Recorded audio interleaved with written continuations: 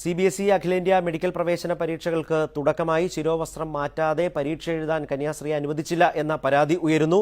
Sister സേബയ്ക്കാണ് ഇത്തരമൊരു അനുഭവം ഉണ്ടായത്. സിസ്റ്റർ സേബ ഇപ്പോൾ ടെലിഫോൺ ലൈനിൽ ചേരുന്നു. സിസ്റ്റർ സേബ, എന്താണ് സംഭവിച്ചത്? ഇന്ന് രാവിലെ ഞാൻ 8:30 ഇവിടെ പരീക്ഷ എഴുതാൻ വേണ്ടി ജാഡ് എന്തായാലും അകത്തോട്ട് കയറ്റിവിട്ട് ക്യൂയിൽ നിന്നപ്പോഴത്തേന് നമ്മുടെ പിള്ളേരുടെ ലൈൻ നിന്നപ്പോൾ നമ്മുടെ സ്കൂളിന്റെ പ്രിൻസിപ്പൽ എന്നോട് വന്ന് പറഞ്ഞു, സിസ്റ്ററെ നമുക്കറിയാം ഞാനൊരു ക്രിസ്ത്യാനിയാണ്, നമുക്ക് ഡ്രസ് കോഡ് ഉണ്ട്, അന്നേരം സഭയ്ക്ക് ഔദ്യോഗികമായിട്ടുള്ള ഡ്രസ്സാണിത്, പക്ഷെ നമുക്ക് CBSE അനുവദിച്ചു കഴിഞ്ഞാൽ ഈ നമുക്ക് എന്തായാലും വെയില് മാറ്റിയിട്ട് വെയിലും ഈ കുരിശും മാറ്റിയിട്ട് പരീക്ഷ എഴുതിയിട്ട് മാത്രമേ ഇത് ഇടാൻ പറ്റുള്ളൂ, അതിനോട് സിസ്റ്റർ സഹകരിക്കണമെന്ന് പറഞ്ഞു.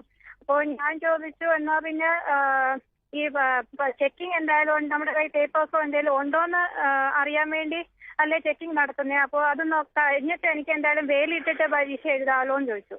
അപ്പോൾ അവർ പറയുന്നത് അങ്ങനെയല്ല, എന്തായാലും വെയിൽ മാറ്റിയിട്ട് മാത്രമേ പരീക്ഷ എഴുതാൻ പറ്റുള്ളൂ.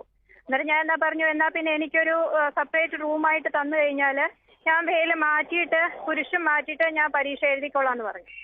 അന്നേരം എന്ത് ചെയ്താലും അവർ അങ്ങനെ ഒരു പ്രൊവിഷൻ തരുന്നില്ല. അവർ പറഞ്ഞേക്കുന്നത് നമ്മൾ എന്തായാലും വെയിലും കുരിശും മാറ്റിയിട്ട് മാത്രമേ നമുക്ക് പരീക്ഷ എഴുതാൻ പറ്റുള്ളൂ. ഒടുവിൽ എന്ത് തീരുമാനിച്ചു? പരീക്ഷ എഴുതുന്നില്ല എന്ന് സിസ്റ്റർ സ്വയം തീരുമാനിക്കുകയായിരുന്നു? അതെ, കാരണം ഇത് സഭയുടെ ഒരു ഔദ്യോഗികമായിട്ടുള്ള വസ്ത്രമാണ്. എപ്പം വേണമെങ്കിലും നമുക്ക് ഊരി വെച്ചിട്ട് എന്തെങ്കിലും കാണിക്കാന്നുള്ള ഒരു കാര്യമല്ല. ഇതിൻ്റെതായിട്ടുള്ള വിശുദ്ധിയുണ്ട്, ഇതിൻ്റെതായിട്ടുള്ള ഡിഗ്നിറ്റി ഉണ്ട്. അത് മാറ്റി വെച്ച് കഴിഞ്ഞാൽ സഭയുടെ ഒരു ആ സ്റ്റാൻഡ്, ഈ യൂണിഫോം, ഈ വസ്ത്രത്തിന്റെ ആ ഡിഗ്നിറ്റി നമ്മൾ കുറയ്ക്കുകയാണ്.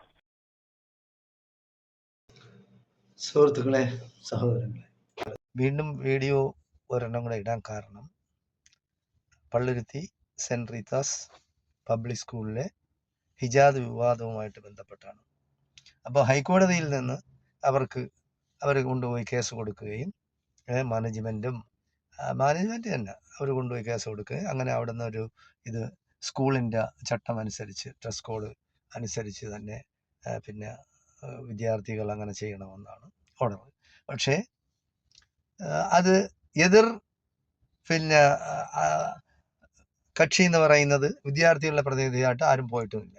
അപ്പോൾ ഏകപക്ഷീയമായിട്ടുള്ളതാണ്. അപ്പോൾ അവിടെ ഇവർക്ക് തലയിൽ തട്ടമിടുന്ന വൈസ് പ്രിൻസിപ്പളും തലയിൽ തട്ടമിടുന്ന ശിരോവസ്ത്രം അണിയുന്ന പ്രിൻസിപ്പളുമാണ് ഈ സംസാരിക്കുന്നത്. നിങ്ങൾ വിദ്യാർത്ഥിനികൾ തലയിൽ മറയ്ക്കാൻ പാടില്ല. അപ്പോൾ അത് ബാക്കിയുള്ളവർക്ക് അസ്വസ്ഥതയുണ്ടാകും.